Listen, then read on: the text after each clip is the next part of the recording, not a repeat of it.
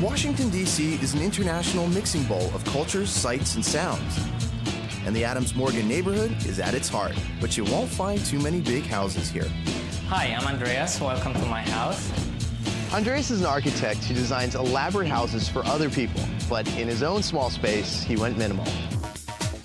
The 1,000 square foot condo has an unusual floor plan. The main level has a foyer, bedroom, and bath, and the downstairs is a living room and kitchen.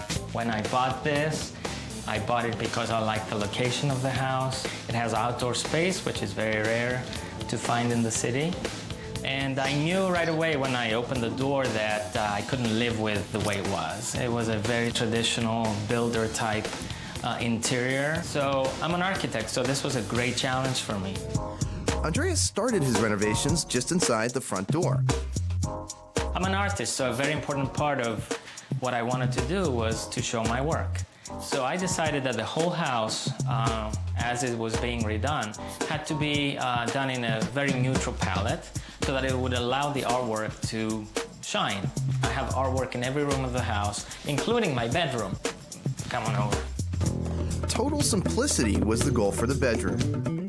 One major issue I had with this room was the fact that it had double doors, closets throughout this whole wall that made it very cluttered. So what I decided to do was take those doors out and replace them with a series of flush doors that are pivot hinged, top and bottom, continue the baseboard throughout. So when the doors are closed, it seems like it's the wall. The rest of the room is painted in neutral colors. I used the same track lighting system that I have in all the art walls throughout the house. It's very flexible, and as I change the artwork, depending on the size and the type, it allows me to light it with precision. The bathroom was turned into a shower room. In the master bathroom, the first thing I did was take out the bathtub because I'm not a bath person, so I wanted a walk-in shower. I chose a vanity that instead of being under counter, it sits on the countertop. So that made it very tight in fitting all the fixtures that I wanted. So I chose to have the fixtures coming out from the wall, actually coming out from the mirror in this case. Anytime you can have a sink on top of a counter instead of set in, you're gonna free up valuable storage space below. Because the downstairs living space had windows on just one side, Andreas didn't want anything blocking the light.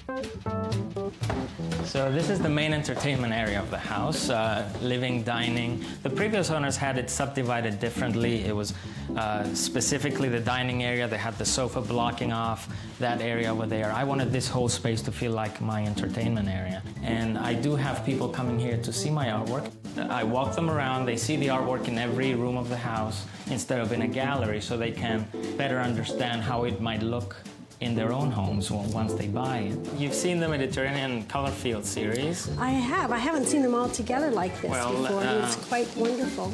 Well, why don't we just take a look, sit down, and I'll show you some options.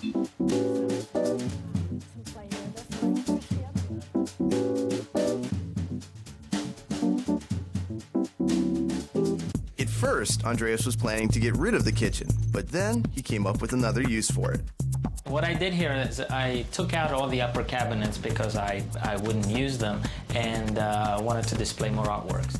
The other thing I did was take out the oven and the cooktop that was on this side and move them to the other side, but I rarely use it. So my kitchen I see as an extension of the entertainment area.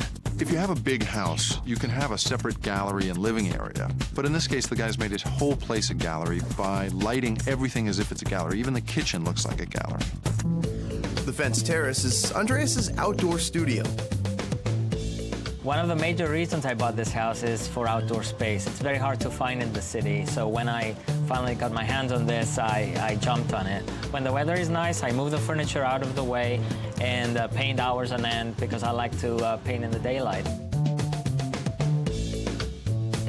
It took me a while to furnish this space because I wanted to live in it and decide what would work best.